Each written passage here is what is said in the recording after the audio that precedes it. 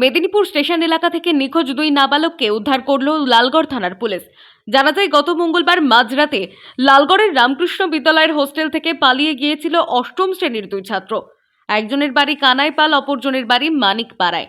বাড়িতে মেলা চলছিল, সেখানে আসার নামে হোস্টেলে থেকে পলাতক হয় ওই দুই ছাত্র। ঘটনায় ব্যাপক চাঞ্চল্য ছড়িয়েছিল এলাকায়।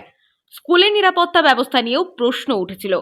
এরপর স্কুল কর্তৃপক্ষের তরফে লালগড় থানায় একটি মিসিং ডায়েরি করা হয়। অভিযোগের পরিপ্রেক্ষিতে তদন্তে নামে পুলিশ। অবশেষে মেদিনীপুর স্টেশন সংলগ্ন এলাকা থেকে ওই দুই নিখোঁজ ছাত্রকে উদ্ধার করা হয়। হ্যাঁ, পাওয়া গেছে। গতকালকে পাওয়া গেছে মেদিনীপুর স্টেশন থেকে। পালিয়ে গেছে বলতে রাত্রেবেলা খাওয়া দাওয়ার পর সবাই ঘুমিয়েছে।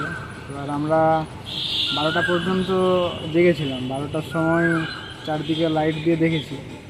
তারপর 12টা সাড়ে 12টার দিকে আমিও ঘুমিয়ে যাই। সকালবেলা আমাদের প্রার্থনা হয়, প্রার্থনার সময় কাউন্টিংয়ে মিসিং যে বাড়িতে জানানো হয়।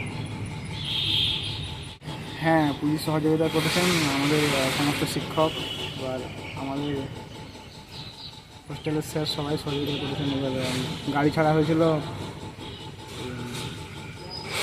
তিনি নিখোঁজ ছিলেন, ওনার বাবা, ছাত্রের বাবা, ওনারাও গাড়ি ছেড়েছিলেন। ওনারা গিয়েছিলেন ঝাড়গ্রামের দিকে, আর আমরা গিয়েছিলাম মেদিনীপুর। ঝাড়গ্রাম থেকে Abhiraj Bera report, timeless depiction news.